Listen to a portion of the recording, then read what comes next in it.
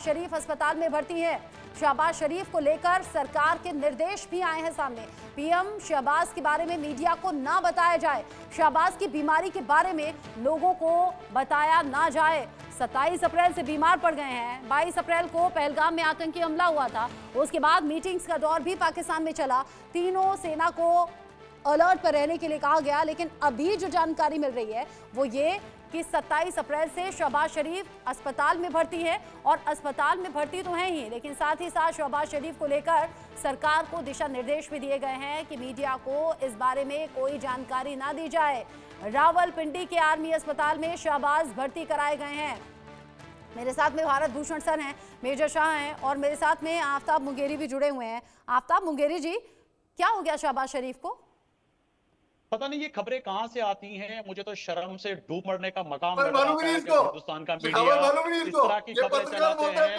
जब ऐसी आपको शर्म से डूब मरने का मकाम होना चाहिए कि जब मैं आपको बता रहा हूं तो अच्छी बात है सर जी। आप शब्द आप ऑडियो डाउन करें, आफ्ताब मुंगेरी का ऑडियो डाउन करें, बिल्कुल बर्दाश्त नहीं होगा। आप शब्द बोलेंगे तो आपको यहाँ से कई अपशब्द वापस से मिल सकते हैं, लेकिन भारत ऐसा है नहीं। आपको जरूर अग्रेसिव वे में बोलेंगे, लेकिन आपको अपशब्द नहीं करेंगे।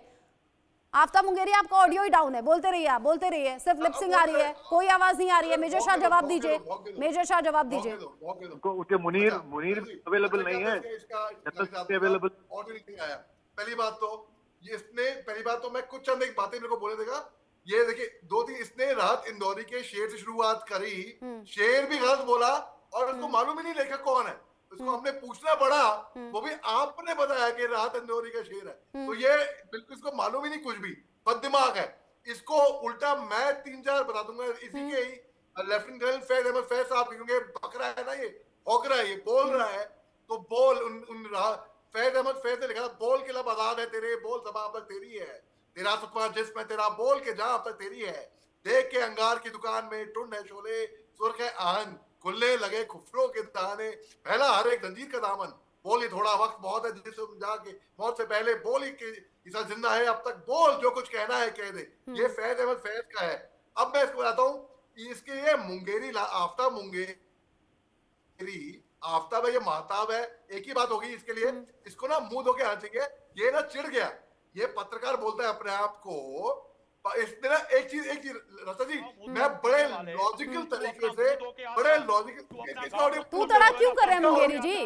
ऐसे ही होता है क्या पाकिस्तान में? पाकिस्तान में ऐसे ही होता है क्या? आफ्ताब मुंगेरी, पाकिस्तान में लोग ऐसे ही बातें करते हैं क्या? पाकिस्तान में ऐसे ही लोग बात करते हैं क्या? तमीज से बात कीजिए ना। ये तू तड़ा क्या होता है? तू तड़ा क्या होता है? मैं आप दोनों का ही ऑडियो डाउन कर देती हूँ। मुझे लगता है भूषण सर को बोलना चाहिए। भूषण सर, पाकिस्तान अपना कल्चर दिखा रहा है क्या तू तड़ा करके आप शब्द बोल के? अच्छा जी, एक तो ये है कि ये पहले बात कर रहे थे कि अंबानी के मकान के बारे में। रिलायंस इंडस्ट्रीज की टर्नओवर पाकिस्तान बजट से भी ज्यादा है। अगर आप एक ही चीज, छोटी सी चीज, रिलायंस इंडस्ट्रीज की बजट जो है, एनुअल टर्नओवर पाकिस्तान की बजट से कहीं आगे है। तो ये तो उनकी हालत है साहब।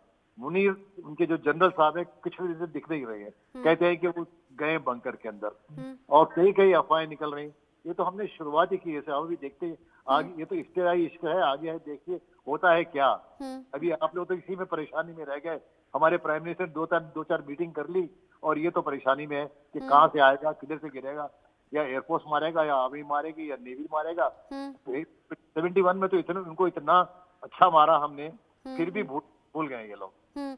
अच्छा, मैंने कहीं पढ़ा था शहबाज शरीफ की बीमारी को लेकर भी कुछ बात। हाँ, मेजर शाह कुछ कह रहे हैं क्या? हाँ, मैं एक लॉजिकल दरखास्त है, हाथ जोड़ के विनती है, इसका बदतमीज आदमी का ऑडियो म्यूट करना। अच्छा, साहब ने बिल्कुल सही बात करी है। अब मैं आपको एक बात